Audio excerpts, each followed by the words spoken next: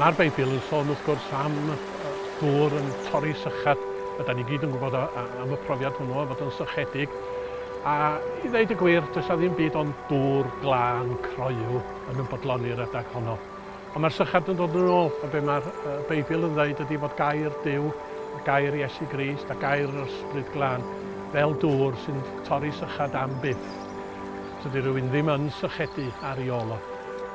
A dyna di'n profiad ni'na hefyd pan rydyn ni yn yfad o'r dŵr bywiol. Rydyn ni'n teimlo yn arbennig fendith Duw, yn dad, yn fab ac yn ysbryd wrth i ni fynd ymlaen hefo'n taith trwy'r byd.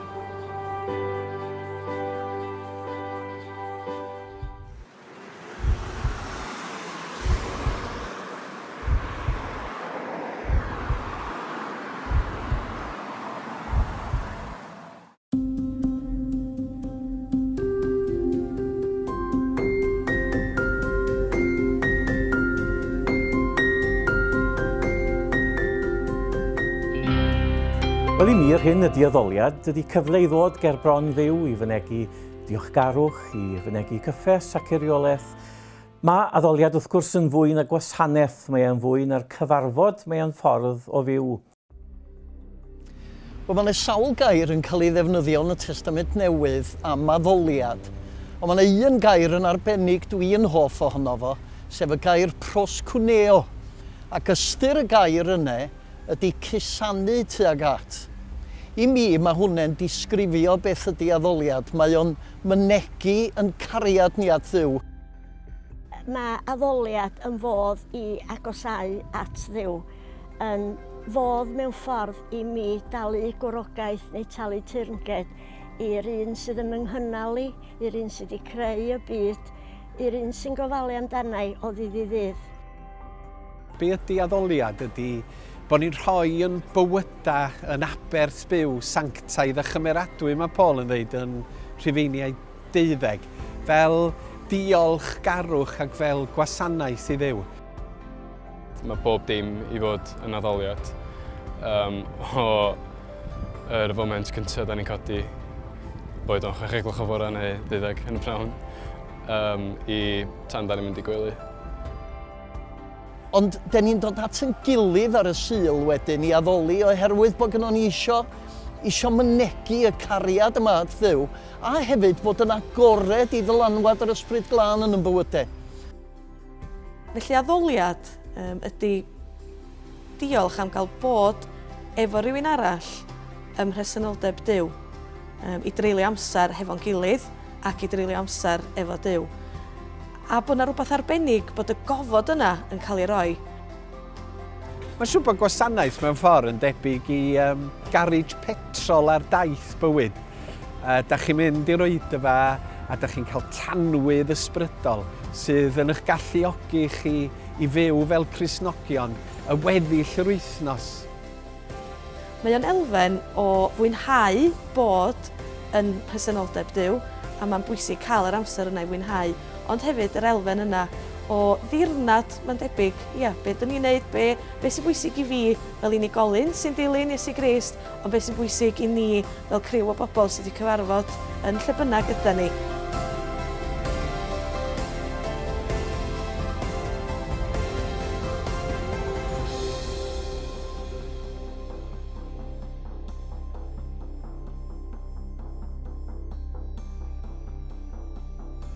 Dwi'n credu fod na ddim addoliad heb y Beibl mewn gwirionadd.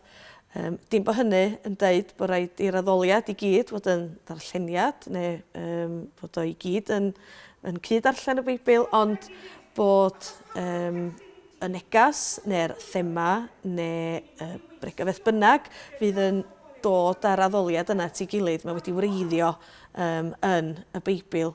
Hwn ydy'r cyfrwng yma Duw wedi i ddefnyddio, fyswn ni'n dweud, fwyaf dros y cenedlaethau, dros y canrifoedd, i esbonio i ni beth ydy ewyllus o, beth ydy ddymuniad o, be ydy gyfraith o, be ydy i ganllawiaf ar gyfer yn byw ni. Dwi'n meddwl bod yna her fawr yn ein cymdeithas ni i droi ac i siarad am yr holl broblemau sydd gynnon ni yn ein cymdeithas ni cyn troi at y Beibl. Ond y gwir amdani ydy bod y Beibl ynddo fe hun yn berthnasol a bod y Beibl ynddo fe hun yn mynd i ddelio hefo'r sefyllfaoedd yn ein cymdeithas ni. Da ni angen ei trafod. Wrth gwrs, mae'n debyg bys yna rei pobl yn dadla, da ni'n mynd dallt yr iaith, ond mae gennym ni ddewis heddiw yn does. Mae gennym ni, wrth gwrs, Beibl William Morgan, Beibl Cymraeg Newydd, Beibl.net, a mi fydda i hefyd yn hoffi defnyddio y Beibl bach i blant, yn enwedig pan mae yna fedydd neu nifer o blant yn yr addoliad. Eto, dibynnu os yna cyfarfod llai efo oedolion hun, yna mae'r ffordd fyddwn ni'n defnyddio'r Beibl yn yr addoliad yna mynd i fod yn wahanol i os ydio'n addoliad efo llonlle o blant neu os ydio'n Sul Stomp lle mae yna dulliau yn dod sy'n rioed wedi bod i'ch capel neu'r eglwys o'r blaen. Ond mae'n bwysig bod yna gyfeiriad, bod o'r thema ar addoliad yn gwreiddio o adnod neu o ddysgidiaeth neu o thema wedyn yn arwain gweddill yr addoliad.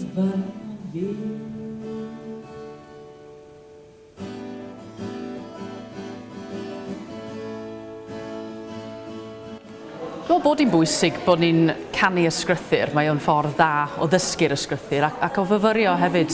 Felly dwi'n meddwl bod caneuon addoli sydd yn dyfynnu ysgrythyr yn gallu bod yn werthfawr iawn i bobl.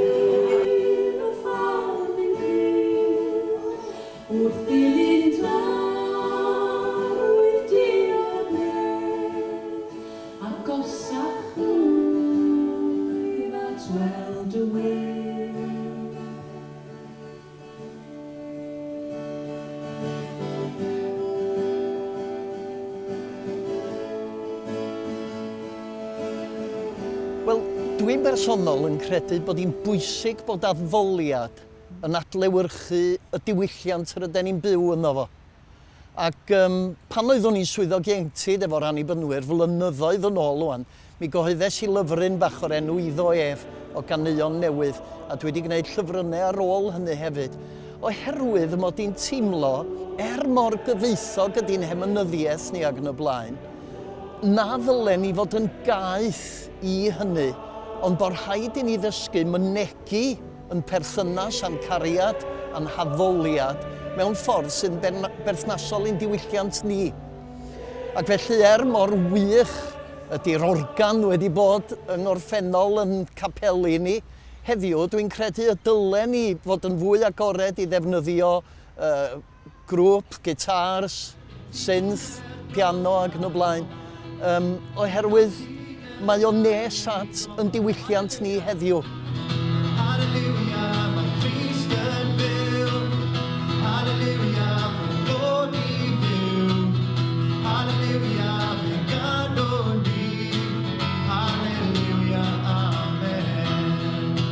Wel, y peth cyntaf ddylen ni gofio wrth gwrs bod rhan helaeth o'n addolwyr ni heddiw yn bobl sydd wedi arfer efo math o addoliad traddodiadol a dydyn nhw ddim rhyw fodlon iawn i newid i dull ar ddoli. Maen nhw'n dieddol o ddeud, ryw hen gonsat gython ni. Ond mae modd arwain y bobl yma yn ara deg i ddod i arfer efo pethau gwahanol. Ar y deg, wrth gwrs, mae newid pethau. Maen nhw wedi arfer efo'r organ. Peth da fysa, wrth gwrs, cael band, a mae band yn rhoi naws i addoliad. Fyddai'n hoff iawn weithio os bydd gen i ryw blentyn yn medru chwarae clarinet neu ffidil neu rhywbeth, rhoi cyfle iddo fo roi unawd yn yr oedfa. Ond mae o'n syniad cael plant i gyfeilio, a mae'n rhaid rhyw naws arbennig, wrth gwrs, i wasanaeth. Be dwi'n chwilio amdano fo yn bob yn addoliad mewn eglwys ydy bod o'n genuine, bod o'n dod o'r galon. Moch gen i os dyn nhw yn eistedd lawr efo cynnion ffydd, neu ydy o'n cynnion Hillsong neu Bethel.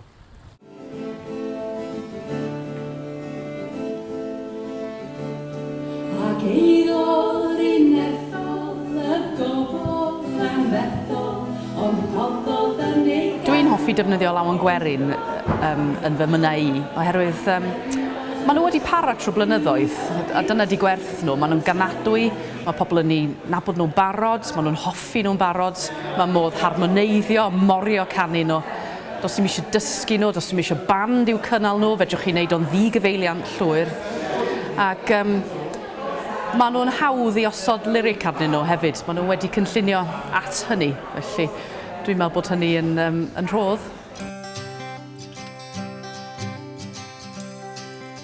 Negas i fi ydy i drio rhywbeth, un peth newydd falla i ddechrau, a wedyn mae'r pob dim ar cyfan yn agor ar posibiliadau wedyn, dwi'n meddwl yn gyffroes iawn. Felly mae hynny'n fan cychwyn gyntaf. Be am edrych drwy ganeuon ffydd, os na emyn sy'n rioed wedi cael ei chanu yn caneuon ffydd, be am roi cynnig arni. Wedyn mae yna, os da ni'n meddwl am addoliad mwy cyfoes, efo plant, efo bobl ifanc a hyd yn oed oedolion. Yn ffodus, yn ddiweddar, mae gennym ni canu clod, mae o ar fy mhiano fi yn fan hyn. A beth sy'n wych am canu clod ydy mae'n edrach falla fel llyfr ag adnodd i ysgol Sul neu glwb neu ysgol a plant yn benodol. Ond mewn gwirionedd mae hwn hefyd yn llawn o emynau ar gyfer pobl ifanc a pobl oedolion hefyd o bob oed.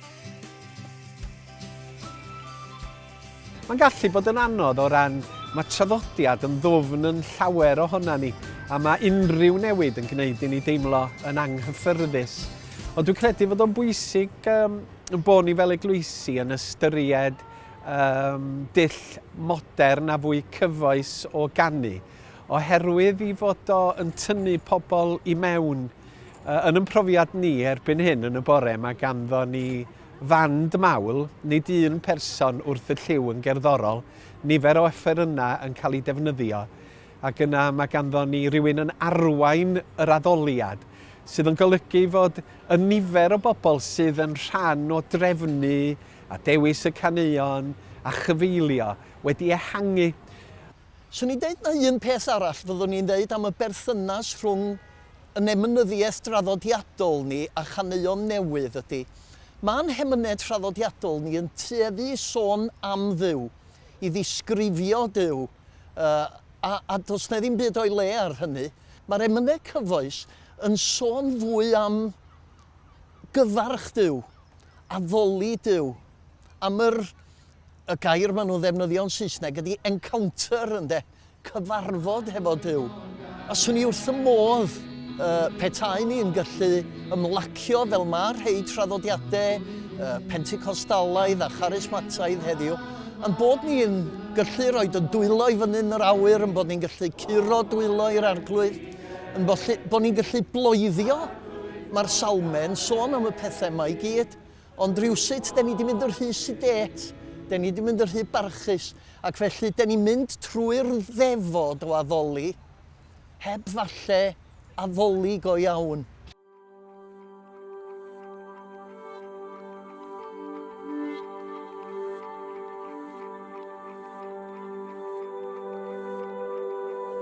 Mae'r neges am yr arglwydd Iesu, dydy'r neges yna beth yn newid, mae'n aros yr un peth am dragwyddoldeb. Y newyddion da am yr arglwydd Iesu a'i groes a'i atgyfodiad. Ond dwi'n meddwl bod y cyfryngau dyn ni'n defnyddio i fynegu y newyddion da, digyfnewid, yn gallu newid, yn enwedig fel mae diwylliant yn newid. Fel angydffurfwyr, wrth gwrs, da ni wedi bod yn hanesyddol yn gyndyn iawn i ddefnyddio'r gweledol, hynny yw capeli plaen, dim ffenestri lliw, dim eiconau, ond da ni'n byw mewn byd gwahanol iawn ac mae'n braf gweld mewn capeli lle mae yna sgrins, lle mae yna ddefnydd o dechnoleg, ond yn ogystal hefyd defnydd o arteffactiau. Chymod, da ni'n medru crynhoi i addoli, amyfyrio ar bethau gwahanol. Mae yna gymaint o gyfleoedd, ond dwi'n meddwl bod angen i ni fod yn datblygu fwy o adnoddau i alluogi eglwysi i'w defnyddio yn ymhwylus.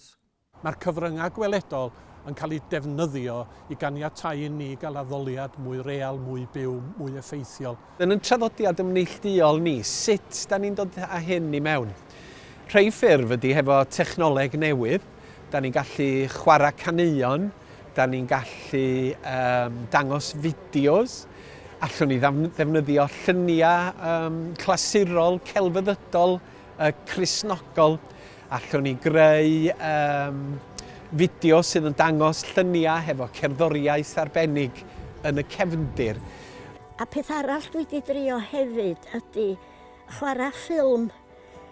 Dro nôl mi ddaru cwmni Myrddin greu ffilm neu creu pasiant ar Thomas Didymus. A mae yna olygfa arbennig yn y pasiant yna, golygfa yr swparola. A mae dangos y darluniau yna yn gefndir i'r cymyn yn help.